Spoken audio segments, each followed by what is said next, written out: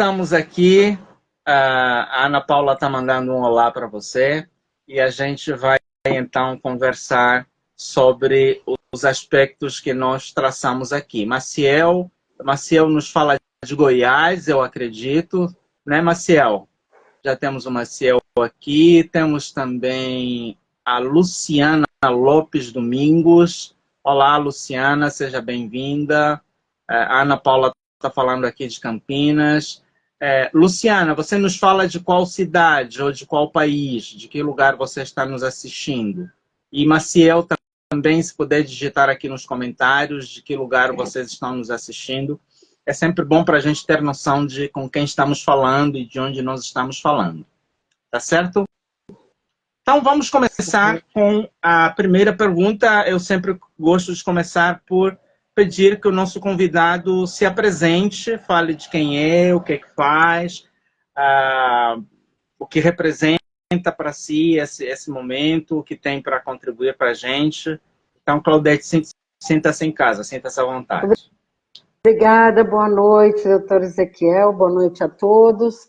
Então, eu sou Claudete Niel de Castro, falo de São Paulo e clinico há 34 anos.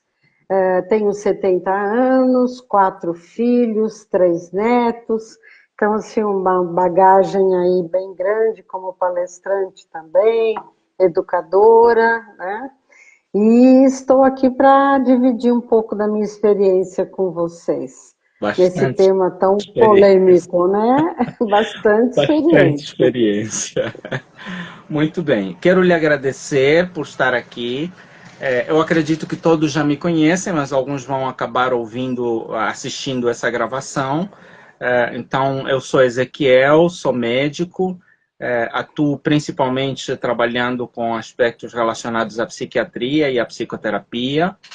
Escola Primária Aziel, esse aqui é o nosso amigo que nos fala lá de Santa Catarina, Domingos Eduardo, seja bem-vindo.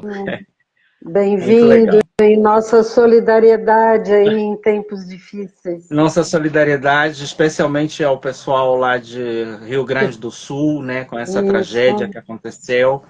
Está havendo várias campanhas de diversos lugares, então vamos aderir e vamos estender o nosso braço de solidariedade aos nossos compatriotas que estão passando por esse momento bem difícil. Domingos Eduardo, seja bem-vindo. Muito obrigado por nos prestigiar aqui com a sua presença. Bom, vamos começar então com a primeira pergunta propriamente dita, relacionada ao tema aqui. Quais são os princípios fundamentais, quais são os 4 fundamentos principais de uma família saudável?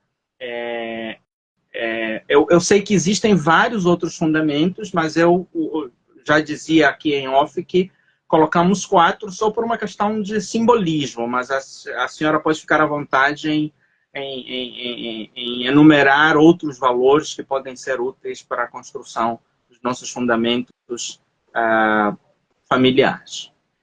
Pois não. Então, andei até procurando, né, o que se tem por aí sobre os fundamentos, onde é que eu me encaixo, onde é que vocês se encaixariam nessa visão dos princípios fundamentais de uma família saudável. Em primeiro lugar, né, nós poderíamos falar de Jesus, mas eu vou generalizar, né, de acordo com a crença de cada um, a espiritualidade. Então, assim, somos seres espirituais. Isso a gente tem em Viktor Frankl, a gente tem em Jung, a gente tem em Erik Erikson. Então, a família tem como fundamento, tem que ter uma espiritualidade, né? Cuidar disto. Não ser esta ou aquela, não estou aqui para induzir ninguém, mas somos seres espirituais, de acordo com vários cientistas do comportamento, cientistas que cuidam dos relacionamentos, do inconsciente humano, né? Depois temos uma questão muito importante, que é a comunicação, né? E essa comunicação, ela passa por vários aspectos. Eu, como especialista em psicossomática, digo que o amor está se esfriando. Isso é também já previsto dentro do campo da espiritualidade, está se observando um esfriamento do amor. Porque essa comunicação, hoje, ela está cada vez mais precária e ela não passa pelos corpos. Estamos virando seres só de cérebro. Os corpos não se comunicam mais por falta de tempo, por falta de atenção mesmo, porque estamos distraídos. Nós gostamos de separar essa palavra com um hífen. Traídos. Então, o tempo que passamos sem nos comunicar com a família e dedicando nosso tempo às telas, está nos trazendo prejuízos enormes, tanto materiais mesmo, concretos. Nós estamos vendo crianças com problemas na vista, com problemas de coluna, problemas de postura, problemas já de digitação. Onde vão parar nossos corpos e que qualidade de comunicação estamos tendo dentro das famílias? E o respeito é um outro item fundamental, mas para haver respeito, tem que haver essa comunicação. Só existe respeito onde as pessoas têm interesse em se conhecer, onde elas se importam com o outro. E na medida em que estamos cada vez mais separados de corpos, o outro já deixa de ser importante para mim. Somos seres corpóreos, de relacionamento, de carícias, de abraços, de beijos. Isso sou muito eu, tá? Claudete. Mas nos 33 anos de clínica, quase 34 já, então eu vejo esse distanciamento de corpos, que acaba sendo um distanciamento de amor, de relações, de importância do outro, de eu me preocupar com ele, de eu cuidar. Um outro fundamento para uma família saudável é o cuidar. Como cuidar de alguém com quem eu não me importo? Ótima pergunta. Só para dizer que estamos abertos para perguntas, contribuições, que podem ser feitas através do espaço do chat aqui. Então, se algum dos nossos espectadores, aqueles que estão nos acompanhando, quiserem fazer alguma pergunta, darem alguma contribuição, por favor, fiquem à vontade em digitar aqui no campo e, oportunamente, nós vamos resgatar as perguntas e conversar sobre elas. É certo? A próxima pergunta que eu tenho para lhe fazer, Claudete, é sobre... bom, você já falou dos desafios na era digital, mas uma pergunta muito importante que foi resgatada agora, especialmente com a atualização do Estatuto da Criança e do Adolescente, é a questão do ciberbullying, né? O abuso virtual. Houve um tempo, especialmente na época da baleia azul, em que estava havendo muito mais abordagem desse assunto. Eu queria ver com você, dentro da sua experiência, dentro dessa vivência de longa data, o quanto isso aumentou ou não, o quanto isso tem trazido consequências ou não para a saúde mental e emocional, especialmente das crianças, que são as maiores vítimas do bullying no interior da tela. Sim, isso é um tanto quanto sazonal, né? A gente sempre tem um prejuízo geral, mas em alguns instantes o cyberbullying acontece de maneira mais intensa, mais explícita, né? Mais identificada, e eu já acompanhei várias dessas fases. E algumas questões assim críticas que acabam acontecendo, às vezes até um suicídio, ou cortes, as pessoas se mutilando, ou buscando situações extremas de sofrimento, como desafios, elas são sazonais, elas desaparecem por um tempo, parece que existe uma certa busca, um certo cuidado das autoridades aí da tecnologia, elas somem e daqui a pouco aparece uma novidade. E isso é muito sério. Eu me lembro de uma época que não precisava nem muito das telas para que isso acontecesse. E aí eu tenho que voltar para a questão familiar. Porque qual é o indivíduo, a criança ou o adolescente, que se deixa envolver até extremos pelo cyberbullying, que ele se deixa influenciar e ser levado, né, e muitas vezes vitimizado? É a criança ou o adolescente que não tem autoestima. Então, ele vive recluso. A criança ou adolescente que não tem autoestima, que não se sente amado e que não confia nos pais, ele esconde o que está acontecendo com ele. Esse é o maior perigo, é a falta de autoestima. Uma criança que os pais estão atentos ao que ela está assistindo, mas que também tem que estar atentos de maneira geral, né? A gente ouve cada história, assim, no consultório, por exemplo, uma professora que me fala de um casal de médicos, né, e pais de aluno, e que a lancheira da criança ia e voltava com o lanche mofado. Então, gente, o que acontece com uma criança dessa? Isso, nesse caso, era uma criança em idade pré-escolar. Agora, essa criança que vai crescendo, com os pais que não olham nem que lanche ele está levando para a escola, se o lanche está velho, se o lanche está novo, ele é vítima fácil do cyberbullying. Então, eu diria que o maior antídoto é a questão da pergunta anterior. Que qualidade de relacionamento tem nesse lar? Por que que ele acaba sendo vítima de cyberbullying? E olhando para a questão dos desafios que são sazonais, a grande maioria deles acontecem justamente porque os pais não percebem o que está acontecendo, porque normalmente tem um roteiro, tem toda uma trilha, tem toda uma trama. Então, assim, se os pais têm a possibilidade de olhar aquilo que os filhos estão fazendo, deixá-los com a porta aberta, colocar limites, que é uma coisa que é cada vez mais difícil colocar limites, né? Eu vivo brigando com os meus filhos em relação, especialmente com um filho que é rapaz, com a menina nunca precisei muito, em relação à questão daquele controle parental, né? Em relação ao tempo de permanência dela. Eles brigam, e para quem acompanhou ali no nosso feed, postei ontem ou hoje um vídeo justamente com um dispositivo que uma mãe usa na hora da refeição e que desliga tudo como uma maneira de fazer com que as pessoas fiquem em volta da mesa e participem da refeição. No começo dá toda aquela confusão, dá toda aquele desentendimento, mas no final todo mundo posa para uma selfie e fica um ambiente muito mais saudável.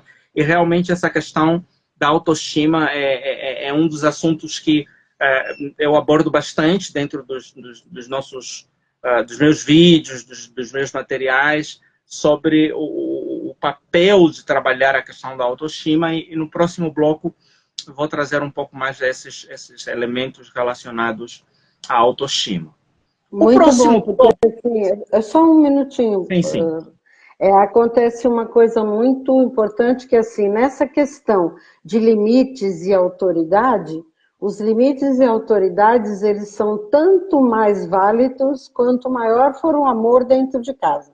Porque não basta proibições, porque aí ele vai encontrar mecanismos de estar usando sem que os pais vejam. Então, assim, essa relação limites, autoridade, autoestima, ela é muito importante. As coisas têm que andar juntas.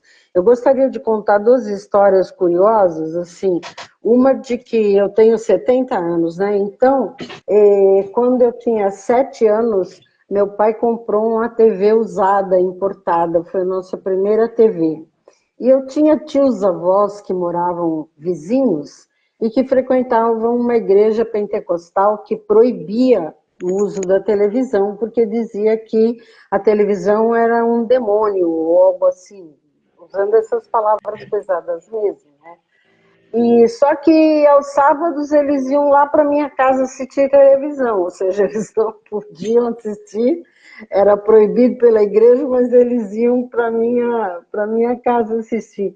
E eu acho muito interessante, sempre que eu me lembro disso, eu falo, meu Deus do céu, hoje onde é que está o demônio, né? Porque parece que havia ali um fundamento, um receio, uma profecia, e eu creio nisso, que tem muito perigo por aí, né? E outra história é que, assim, eu sou uma pessoa colérica, sabe? Eu tento me corrigir, às vezes consigo, às vezes não.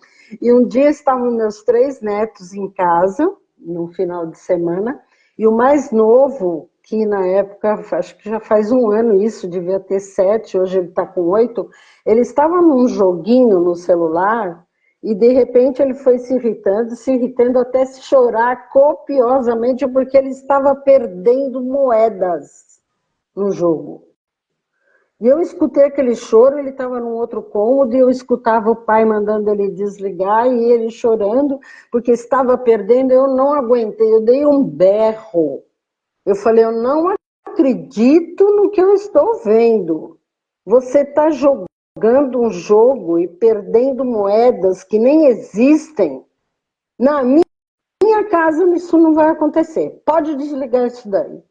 Eu não suporto ver você, que eu amo, chorando porque está perdendo moedas.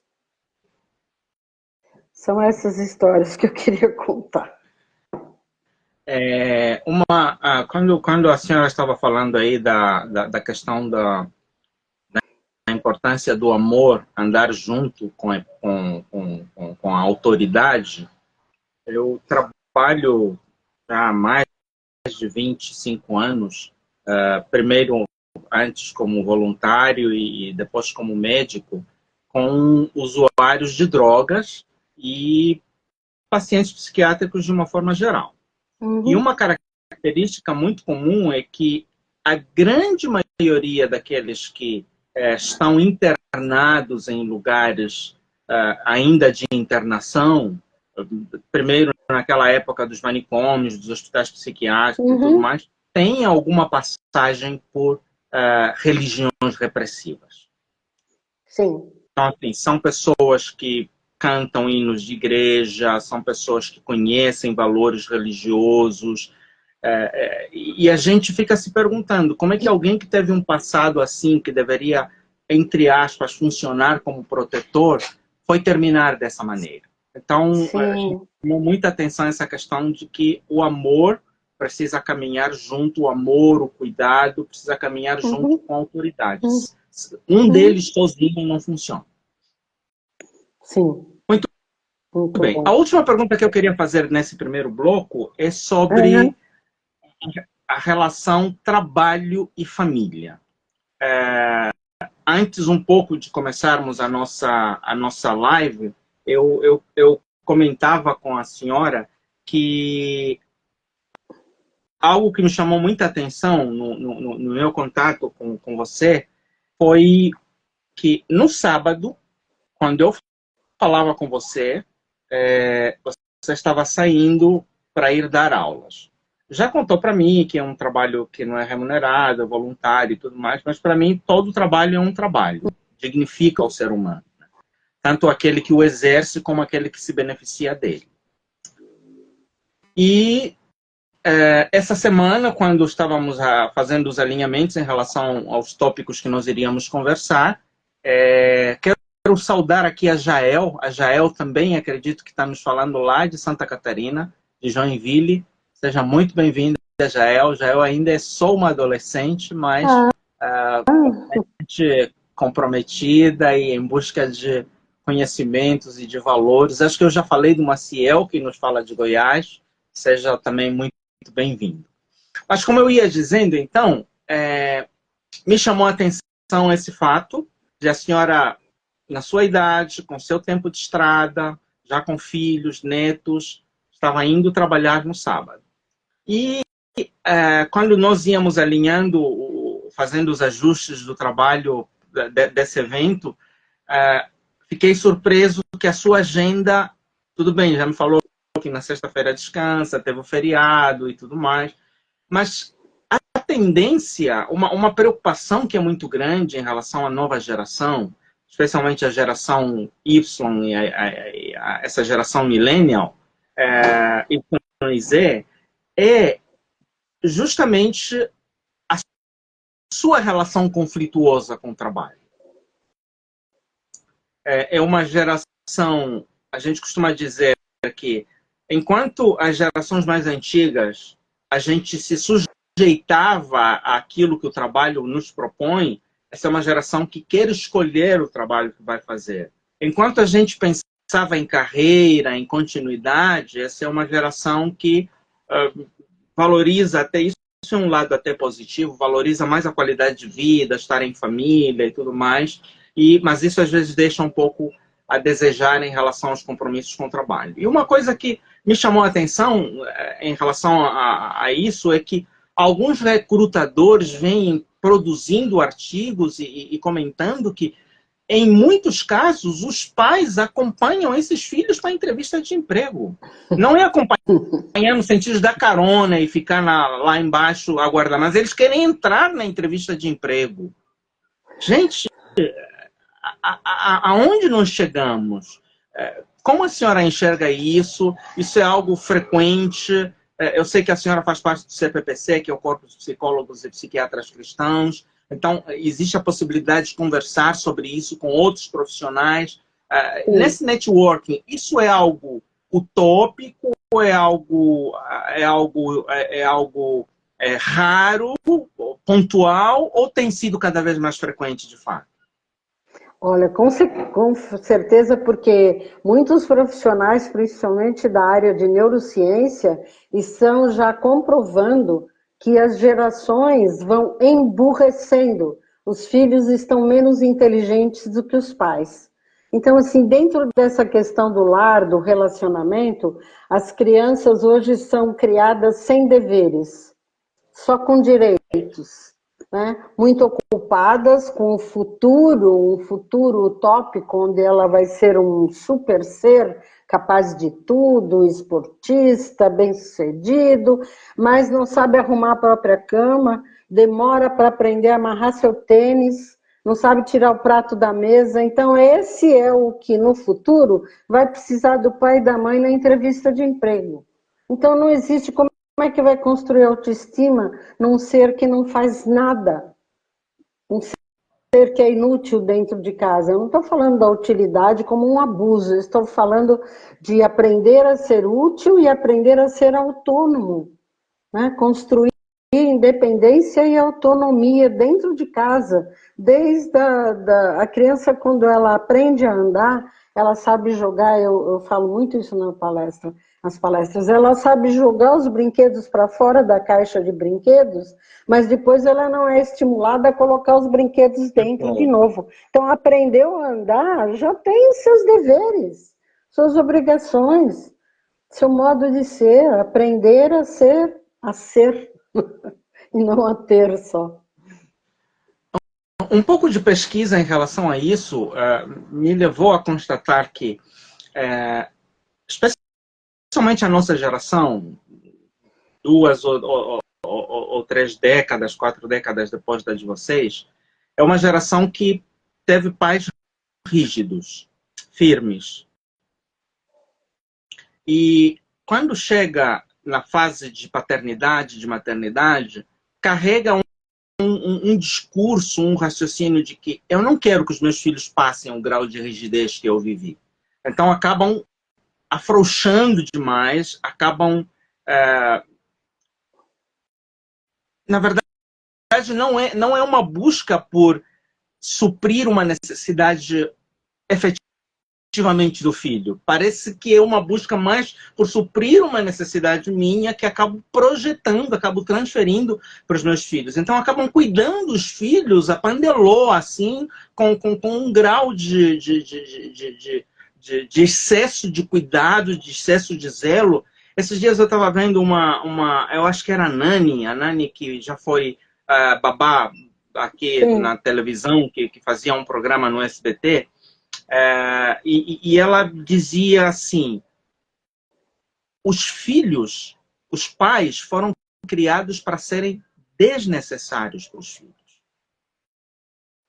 À medida que eles vão avançando, eles precisam, na idade, na maturidade, eles precisam não precisar dos pais. Mas eu acho que o grande problema é que nós pais é que não conseguimos nos sentir, tanto é que existe a famosa síndrome do ninho vazio, né? Em que Sim. o pai ou a mãe vivem em função do filho, quando o filho vai embora, parece que o mundo acabou, desmoronou. Mas, na verdade, os filhos foram feitos para criarem asas, para tomarem independência. Eu às vezes, sou tido como radical nisso, porque eu começo nos 7, 8 anos, a senhora foi mais abaixo ainda. Começou a andar, ele já tem deveres Sim. e responsabilidades. Eu Isso penso exatamente dessa a maneira. gente aprende no Erik Erikson. Gosto muito da teoria de desenvolvimento do Erik Erikson, que é dos anos 60, mas para mim está sempre em alta. Né? E que ele fala, isso vai desembocar e vai culminar na espiritualidade, um caminho de responsabilidade. É um caminho para o Erik Erikson. E ele fala disso. Sabe andar, sabe tirar o brinquedo do lugar, tem que saber colocar de volta. É isso. Joia. No mês passado, acho que bem no começo, eu dei um exemplo e abri uma enquete em que eu tinha ido fazer um estágio numa comunidade, e nessa comunidade eu acabei me hospedando na casa de um casal de enfermeiros. E tinha um filho que era imparável, era uma formiguinha atômica. E o que eu fiz? Eu comecei a participar da vida da família. O meu estágio ia durar um bom tempo, então comecei a ter a aproximação e tal. Então, um certo dia eu decidi fazer um experimento, um teste. Eu disse assim, vamos ver se a gente consegue diminuir a energia dessa criança. Essa criança devia ter os seus 3, 4 anos por aí. Para onde eu ia, eu mandava ele trazer um balde vazio. Estava varrendo o quintal. Ele trazia o balde para mim. Daqui a pouquinho eu mandava ele levar o balde para o outro canto. Ele levava o balde. Depois eu peguei a vassoura. Traz para mim a vassoura. Traz a pá. Olha, uma fração de no máximo 45 minutos, essa criança estava acabada, encostada, dormiu, adormeceu. E os pais disseram, o que o senhor fez? Como é que você conseguiu? Então, essa questão de ser útil também tem muito a ver com a questão do gasto de energia, de canalizar a energia para coisas positivas, construtivas, e que o fazem não só se sentir útil, como ficar cansado para depois parar e descansar. Sim, com certeza. E quando eu falo dessas obrigações, desde que começa a andar, não é algo com rigidez e nem para se impor em relação à criança. É ensinar que aquilo é bom, festejar o que ele realiza, né? É sem a rigidez das gerações anteriores, né? Joia. Sempre num equilíbrio. Sempre num equilíbrio. Muito bem. Então, vamos partir para o segundo bloco. Nesse segundo bloco, eu queria só trazer um outro lado que pode ser positivo e construtivo relacionado ao uso das mídias digitais.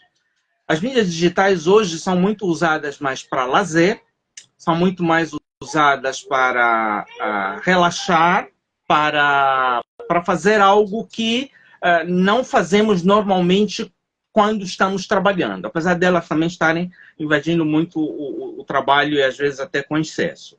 Mas eu queria trazer duas informações importantes para quem está nos assistindo e para aquele que vai nos assistir. O Michele Bernardino. Seja muito bem-vindo, meu amigo Michel. Obrigado por nos prestigiar aí com a sua presença. Michel também aqui da região de Campinas. E o que eu queria trazer, primeiro é o nosso programa Azamplay.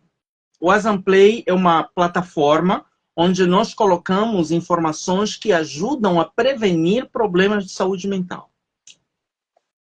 É uma plataforma onde nós colocamos conteúdos. Nós hoje estamos chamando ela como Netflix da saúde mental e emocional, mas já estamos num processo de transição. Mas o objetivo é que você tenha acesso a podcasts, a vídeos, a materiais impressos, que podem ajudar a você e a sua família a se entre a rigidez da geração anterior e a necessidade dos filhos, da disciplina dos filhos? Qual é o limite? Essa é uma pergunta que está sendo feita pelo, acredito que pelo Domingos Eduardo. Qual é o limite entre a rigidez da geração anterior e a necessidade da disciplina, acredito, dos filhos hoje? Eu depois vou franquear a palavra para a senhora para nos responder aí.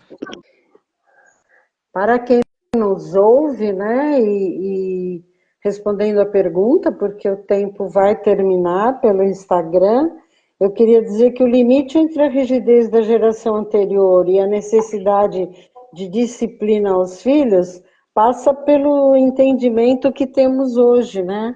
Primeiro, de que um filho não é igual ao outro, nós devemos observar as necessidades e os limites e as potencialidades de cada filho, né? E ter esse olhar de importância para cada um deles dentro da sua personalidade, seu caráter, seu jeito de ser. Então, nós não teremos uma rigidez, nós seremos amigos, né, da disciplina. Isso é diferente. Amigos da disciplina, porque sabemos que a disciplina traz aumenta a potencialidade, né, daquele que é disciplinado. Ele não é represado, não se trata de repressão, mas de ensinamento. Né? A gente precisa conhecer esse limite entre a repressão e o ensinamento. Essa é uma resposta bastante complexa, que ela aponta para diversos aspectos, né, do relacionamento entre pais e filhos. Do pai conhecer, né, a infância que teve e como ele pode agir conservando o que é bom e descartando o que não foi tão bom. A pergunta é bastante complexa, a resposta para ela é bastante complexa, passa pelo autoconhecimento dos pais, né? Entre discernir o que foi bom e o que não foi na própria educação, no relacionamento com os pais e transferir isso para os seus próprios filhos, conhecendo inclusive as diferenças, né, de personalidade, de limites, de potencial de cada filho. Isso é importante para ser observado. Certo. Muito obrigado. Foi bastante enriquecedor isso. E eu depois acabo ouvindo na gravação, que com certeza na gravação ficou. Tá. A última pergunta, a primeira pergunta dessa última fase aqui do bloco é a questão do narcisismo que nós estávamos conversando, né? Né? Que o narcisismo, normalmente, ele é discutido mais na perspectiva das relações afetivas, das relações homem-mulher, nas relações de casais, nas relações afetivas como um todo. Mas, no contexto familiar, esse narcisismo também acontece entre irmãos, entre pessoas da família com diversos graus de relacionamento, ou não? Essa é a primeira pergunta. A segunda pergunta é, a tecnologia evidencia, traz ele mais à tona, ou ela mascara esse narcisismo? Eu acho que não mascara, não. E, infelizmente, isso é muito abordado na relação homem-mulher, né, marido e esposa, mas acontece entre todos os membros da família, né, naquela questão de autoestima. Quer dizer, a gente vive numa sociedade altamente competitiva e traz isso para dentro dos lares. Como eu falei, o amor vai se esfriando e vai entrando a questão da competição. Todos esses ativismos de empoderamento e de orgulho de ser mãe solo, isso é uma manifestação narcisista. A sociedade estimula demais isso. E eu fico pensando assim, o que vai acontecer com esse ódio entre homens e mulheres, né? Onde você tem uma competição que está virando ódio. O discurso ativista é sempre um discurso que gera ódio. Ele pode dizer, não somos né? Nossa intenção não é o ódio, mas é o que a gente vê que acontece. E dentro dos lares isso está graçando, assim, nadando de braçada, o narcisismo de um irmão sobre o outro. Eu tenho esse problema entre os meus netos, eu já vi o meu neto jogando em grupo pelo celular, e eles são extremamente agressivos, verbalmente agressivos uns com os outros. A intenção é ganhar, não importa como, e eles não se dão conta que eles estão sendo manipulados pelo joguinho. Eles pensam que estão ganhando ou perdendo, mas na verdade, eu digo muito isso para os meus netos, você está vendo que o joguinho manda em você, não é você que manda no jogo? Né? Então, meu Deus, isso me preocupa muito. E aí entra, então, as últimas duas perguntas, né? Uhum. A primeira pergunta dessa última fase qual é o papel dos profissionais de saúde mental, dos professores e do judiciário em promover esse equilíbrio entre família e tecnologia? Já conversamos muito sobre o papel dos pais, que é fundamental, é o básico, isso não deve ser terceirizado, mas eu acredito que existem órgãos reguladores na sociedade que têm um papel não necessariamente substitutivo, mas um papel de ajudar famílias que têm fragilidades nessa área, e segundo, em estabelecer balizas na sociedade para que haja parâmetros e haja fundamentos, especialmente legais, para administrar esse tipo de situações com equilíbrio e consenso de que, se isso não for feito dessa maneira, as pessoas podem viver algumas consequências, como, por exemplo, as consequências legais. Consequências legais, eu acho que isso do legislativo é uma coisa que deve acontecer, né? É uma super atenção que ainda não é dada o suficiente para essa questão. Eu, por mais de uma década, fiz muito trabalho voluntário em escolas públicas, estaduais e municipais. Infelizmente parou com a pandemia, não se ouve mais nada, mas eu visitava as escolas levando essa questão, não especificamente da tecnologia, mas do relacionamento em família, né? E trabalhando isso com os professores também. Então, eu trabalhava ou com os adolescentes, ora com os professores, ora com os pais, em alguns trabalhos, né? Ia variando o foco da minha atenção sobre esse tema do amor e do convívio, né? Inclusive hoje com o número de famílias atípicas, mas que isso não muda, né? O amor não deve mudar, o amor deve ser o mesmo e deve ser cultivado.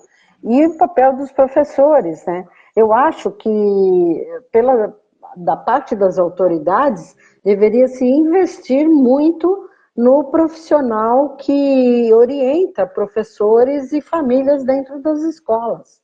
Nós não podemos esquecer dos menos favorecidos que não têm acesso a um consultório, não têm acesso muitas vezes à psicoterapia, a um psiquiatra ou um aconselhamento. Então, que se invista no coletivo, né? Que dentro da escola existam sempre profissionais dispostos e treinados para trabalhar isso, né? Que as famílias realmente, voltando para os fundamentos, que os fundamentos sejam válidos, se façam valer dentro dos lares. E então, autoridades, né, governo e etc., políticas públicas que favoreçam a educação familiar. Isso é importantíssimo, nós devemos cobrar das autoridades. Temos profissionais demais na área da psicologia que precisavam ser treinados e que pudéssemos investir nessa questão. A senhora falou aí das escolas.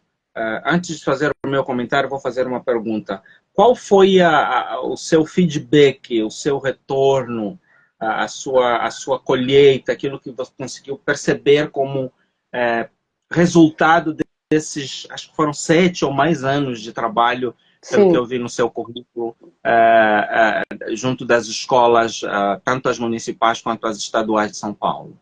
Uhum. Então, não havia muita continuidade, sabe? Porque assim, a estrutura da escola não dá espaço para que haja uma continuidade de trabalho. Então, eram trabalhos muito esporádicos.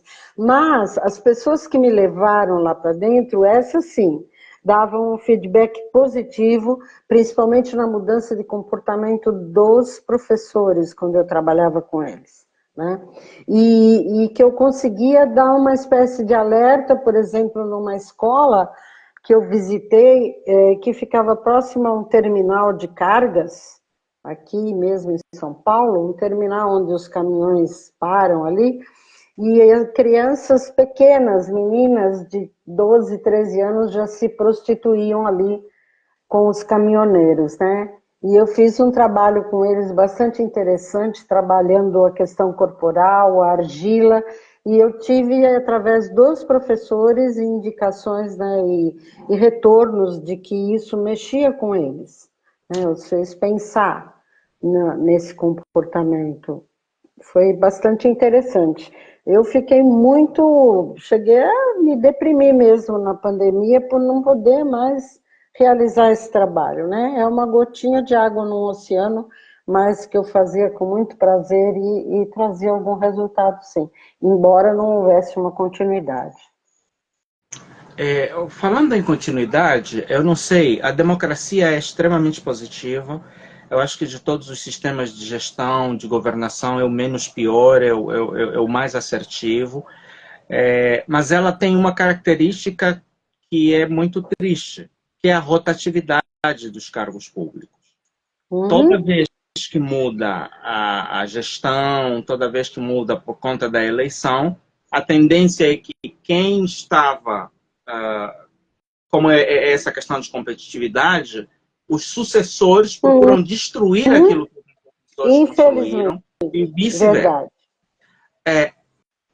Além de tudo, a senhora é uma pessoa extremamente experiente, extremamente estudada e na minha convivência, especialmente com o pessoal do CPPC, eu vejo que é um investimento muito grande em filosofia, Sim. em cruzamento de experiências com Uhum. outras culturas e outras realidades. Existiria alguma saída, alguma solução para esse problema da falta de continuidade? Eu falo isso porque eu também trabalhei, em CAPS, né, em Centros de Atendimento Psicossocial, Sim. e era muito comum, nós tínhamos começado programas, por exemplo, de palestras nas escolas. A gente ia a primeira vez, era recebido mais ou menos, na segunda já percebia algumas barreiras, na terceira ninguém... Parece que ou as pessoas não queriam mexer no problema, ou não queriam ter trabalho. Esse é o primeiro caso. O outro caso é recente, de uma cidade aqui próxima de Campinas, onde eu fui procurado e fiquei estarrecido com o grau de adoecimento mental dos professores. Houve um Uhum. aumento, isso pós-pandemia, houve um aumento de mais de 90% de afastamentos por problemas psicológicos, problemas Meu psiquiátricos. Deus. Então, assim, eu me Uhum. pergunto, se a escola, em muitos casos, é onde as crianças ficam mais tempo do que dentro da sua própria casa, que tipo de sociedade nós estamos produzindo? Que tipo de educação nós estamos investindo nos nossos filhos, pensando Uhum. no futuro e sabendo que quem deveria... Porque as crianças aprendem por capilaridade, aprendem por porosidade. Então, assim, o que esses professores vão poder transmitir para os pais? E se ninguém os ampara, ninguém cuida deles, inclusive esse nosso programa, uma das áreas onde nós pretendemos atuar na área corporativa é direcionado para os professores, que Muito como você falou, bom. não têm acesso à psicoterapia, não têm acesso à psiquiatria, trabalham demais, trabalham no trabalho, trabalham em casa, tem que corrigir prova, Uhum. não tem tempo para olharem para si mesmos. Então, mas aí esse é um capítulo à parte. O que eu queria perguntar basicamente é isso. Como garantir continuidade com essas trocas? Se é que existe a resposta, claro. Com essas trocas de governo que são necessárias para não criar Aham. raízes. Qual seria o mecanismo de permitir continuidade daquilo que é começado. Porque tudo que é interrompido, depois que recomeça, não é mais a mesma coisa. Uhum.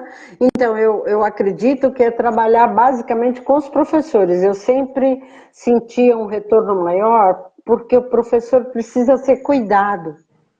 O professor cuidado, o professor que trabalha porque gosta do que faz e que ele se sente cuidado, que hoje não está acontecendo, cada vez menos, ele dá continuidade. Ele pede para a direção, para a coordenação da escola dar continuidade, independente do que as autoridades estão fazendo. A coordenação e a diretoria de uma igreja, de uma escola, ela tem um bom grau de autonomia para dar continuidade para esse tipo de trabalho. Mas eles não têm estímulo para isso, né? Falta o estímulo. Então, acho que trabalhar com o professor, basicamente, é o que traz mais resultado. Cuidar do professor. Eu gosto muito de ter esse cuidado. Que legal, que legal. E o que é legal é que isso vem de uma experiência própria, faz sentido, tem lógica. Essa questão da autonomia dos diretores é uma coisa que nós percebemos que é algo muito positivo também.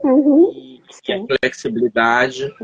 Então, muito legal. Foi um insight muito bacana. Última pergunta, que já estamos a 1 hora, seria sobre quais seriam as melhores estratégias para educar crianças e adolescentes sobre privacidade online, segurança na internet, etiqueta na internet, prevenção de cyberbullying. Quais seriam algumas das estratégias que, na sua vivência, têm dado certo e que podem funcionar e que podem ser repassadas para o nosso público? Olha, tem muitas coisas que poderiam ser feitas, mas uma coisa de que o CPPC tem cuidado e tem estudado sobre isso é assim, criança e natureza. Nós precisamos, para essas crianças que têm acesso à pior das tecnologias e que não têm em casa um controle, um cuidado, uma atenção, a escola deveria promover, volto para a questão do corpo, promover autoestima, porque sem corpo não existe autoestima. Eu tenho um texto muito bonito de arquitetura que fala que se as escolas investissem mais no tempo que a criança passa fora da sala de aula, em brinquedos e em contato com natureza, ela se gosta mais, ela desenvolve afeto e coloca, olha, numa revista escolar, coloca essa questão como fator de espiritualidade, a convivência com a natureza, oferecer para a criança algo que seja melhor para ela, né? Deixa a tecnologia para a hora da informação, tem o seu lugar, mas a criança precisa sentir-se natureza. Para que ela cuide da própria natureza, ela precisa se sentir inserida, ela precisa ter corpo, não só intelecto, né? Precisamos usar os dois lados do cérebro, o direito e o esquerdo, né? Nós temos sido muito estimulados, o lado esquerdo do cérebro e o lado da criatividade, da sensibilidade, esse ele tem sido desprezado e deixado de lado. Olha, Claudete, muito obrigado por esse tempo. Vou deixar esses próximos minutos para suas considerações finais, para falar naquilo que vier ao seu coração, que quiser compartilhar com o nosso público, e dizer que foi muito precioso e é uma experiência, uma bagagem impressionante. Aproveitar aqui e agradecer o Ageu, que foi a ponte que nos uniu, que é uma pessoa muito especial na minha vida e que, com certeza, a indicação vinda dele não poderia ter sido melhor. Eu é que agradeço a oportunidade, foi muito bom falar disso, assim, que eu vivo com muita paixão mesmo, né? E o cuidado com a criança. Eu comecei entre 7 e 9 anos de idade a entrar em contato com filhos de presidiários, e aos 14 eu já lecionava para eles, né, dentro de uma escola bíblica, e por 28 anos eu convivi com crianças, filhos de presidiários. Então, o cuidar da criança, para mim, é fundamental. né? E eu agradeço muito por essa oportunidade, viu, doutor Ezequiel? Eu agradeço a todos que tiveram aqui a atenção para minha fala e gostaria de dizer isso, assim, uma mensagem de esperança, que cabe a cada um de nós, e eu queria deixar uma mensagem para cada um individualmente. Cuide de você, seja natureza, use a tecnologia, não deixe que ela use ou faça você, ou pior, algo que não é você. Quem é você? Legal. Muito obrigado, Claudete. Espero que seja a primeira de outras oportunidades que nós teremos para abordar outros assuntos pertinentes nessa área. Sim. E que tudo lhe corra bem, que continue sendo esse Amém. referencial e esse grande exemplo para todos nós. Amém. Grande Uma boa abraço. Tchau, noite tchau. a todos. Tchau, tchau.